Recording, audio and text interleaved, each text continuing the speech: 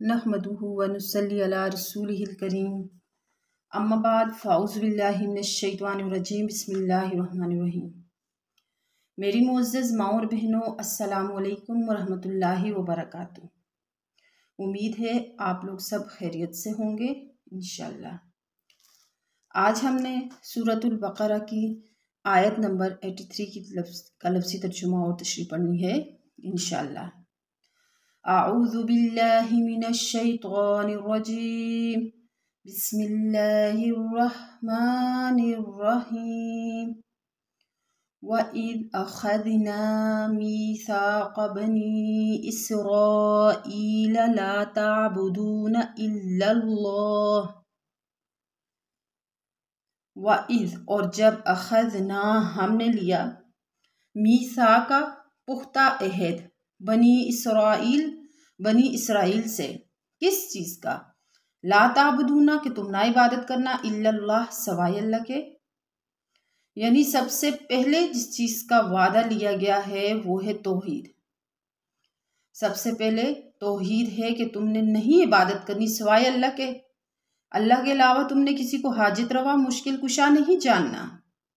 وبالوالدین اور والدین کے ساتھ احسان کرنا ہے، وذی القربا اور رشتہ داروں کے ساتھ، والیتامی یتیموں کے ساتھ، والمساکین اور مسکینوں کے ساتھ، وقولو اور کہو تم للناس لوگوں سے حسنا اچھی بات کہو، واقیموا الصلاۃ نماز قائم کرو، وآتوا الزکاۃ اور زکوٰۃ بھی دیتے رہو، ثم پھر تولیتم تم نے منہ موڑ لیا، الا مگر قلیلا منکم تم میں سے بہت کم ایسے تھے جنہوں نے اس وعدے کو پورا کیا، وانتم اور تھے تم معرضون اعراض کرنے والے۔ اب یہاں پر دیکھیں کتنی چیزوں کا حکم دیا۔ سب سے پہلے اللہ تعالیٰ نے اپنے حق یعنی عبادت کو صرف اپنے لیے خاص کرنے کا حکم دیا کہ عبادت تم نے صرف میرے لیے کرنی ہے۔ پھر اس کے بعد تمام رشتہ داروں کے حقوق میں سے سب سے پہلے والدین کے حقوق آ گئے کہ والدین کے ساتھ تم نے کیا کرنا ہے؟ احسان کرنا ہے۔ اور پھر اپنے قریبی رشتہ دار میں اس کا معنی عام ہے، یعنی سارے رشتہ دار اس میں آ جاتے ہیں۔ پھر اس کے بعد وہ جو یتیم بچے تمہاری کفالت میں ہوں، اور اس کے بعد پھر جو مسکین لوگ ہیں، وقولو اور تم نے لوگوں کے ساتھ اچھے طریقے سے بات کرنی ہے، نرمی کے ساتھ بات کرنی ہے، اور پھر نماز بھی تم نے قائم کرنی ہے اور زکوٰۃ دینی ہے۔ اب یہاں پر اللہ تبارک و تعالیٰ فرماتے ہیں کہ وہ زمانہ یاد کرو جب ہم نے تورات میں یہ جو عہد لیا تھا نا، وَإِذْ أَخَذْنَا مِيثَاقَ بَنِي إِسْرَائِيلَ، یہ تورات میں لیا گیا تھا، تو اس کا مطلب یعنی کچھ چیزیں ایسی ہیں جو تورات اور قرآن میں مشترک تھی، جیسے حقوق اللہ بھی ہیں اور حقوق العباد بھی اس میں شامل ہیں۔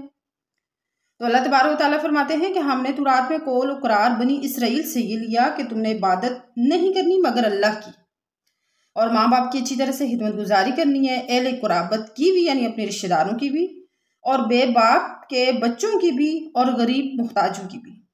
اور عام لوگوں سے جب کوئی بات کہو نا تو اچھی طرح سے خوش خلقی سے کہنا، اور پابندی تم نے رکھنی ہے نماز کی، یعنی نماز کو تم نے اس کی نماز کی ادائیگی جو ہے وہ تم نے پابندی کے ساتھ کرنی ہے، لیکن تم اس قول و قرار سے پھر گئے، ثم تولیتم پھر تم پھر گئے، الا مگر قلیلا منکم تم میں سے بہت کم۔ تو یہ بہت کم یعنی یہ وہ لوگ تھے نا جو تورات کے پابند رہے۔ جب تورات کا حکم منسوخ ہوا تو پھر اس کے بعد یہ شریعت محمدیہ کے متبع ہو گئے۔ تو اس آیت سے ہمیں یہ بات معلوم ہوتی ہے کہ کچھ ایسے احکام ہیں جو تورات میں یعنی یہ اور قرآن میں یعنی سابقہ شریعتوں میں بھی اور آج کی شریعت میں وہ مشترک ہیں، جن میں توحید ہے، والدین اور رشتہ داروں، یتیموں، مسکینوں کی خدمت ہے، اور تمام انسانوں کے ساتھ نرمی سے گفتگو کرنا، نماز، زکوٰۃ وغیرہ شامل ہے۔ پھر اس کے بعد یہ فرمایا کہ وَقُولُوا لِلنَّاسِ حُسْنًا کہ تم لوگوں سے اچھی طرح سے بات کرو۔ اب یہ اس سے مراد نا قولاً ذا حسن یعنی اس کا حاصل یہ کہ جب لوگوں سے خطاب کرتے ہو تو تم نے بات نرمی سے کرنی ہے، خوش روئی کے ساتھ، کشادہ دلی کے ساتھ، چاہے مخاطب جس سے آپ بات کر رہے ہو نیک ہو یا بد ہو، سنی ہو بدعتی ہو، ہاں دین کے معاملہ میں مداہنت اور اس کی خاطر سے حق پوشی تم نے نہیں کرنی، یعنی یہ نہ ہو کہ تم اس کو خوش کرنے کے لیے جو ہے تو وہ دین کی کوئی بات چھپا لو، ایسا نہیں کرنی۔ وجہ یہ ہے کہ حق تعالیٰ نے جب موسیٰ اور ہارون علیہ السلام کو فرعون کی طرف بھیجا تھا تو ان کو یہ ہدایت نامہ دیا تھا کہ وَقُولُوا لَهُ قَوْلًا لَيِّنًا، کہ تم نے فرعون سے بات کرنی ہے نرمی کے ساتھ۔ تو آج جو کلام کرنے والا ہے وہ حضرت موسیٰ سے افضل نہیں، اور جو مخاطب چاہے وہ کتنا ہی برا ہو لیکن فرعون سے زیادہ برا اور خبیث نہیں ہو سکتا۔ تو جب اللہ تعالیٰ نے موسیٰ علیہ السلام کو حکم دیا کہ تم نے بات فرعون جیسے شخص سے بھی نرمی کے ساتھ بات کرنی ہے، تو ہم کس زمرے میں آگے پھر؟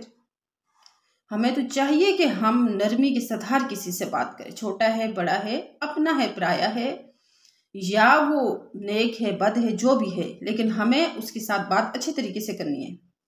طلحہ بن عمر رحمہ اللہ فرماتے ہیں کہ میں نے امام تفسیر و حدیث عطا رحمہ اللہ سے کہا کہ آپ کے پاس فاسد عقیدے والے لوگ بھی جمع رہتے ہیں، مگر میرے مزاج میں تیزی ہے، میرے پاس ایسے لوگ آتے ہیں تو میں ان سے سخت بات کہہ دیتا ہوں۔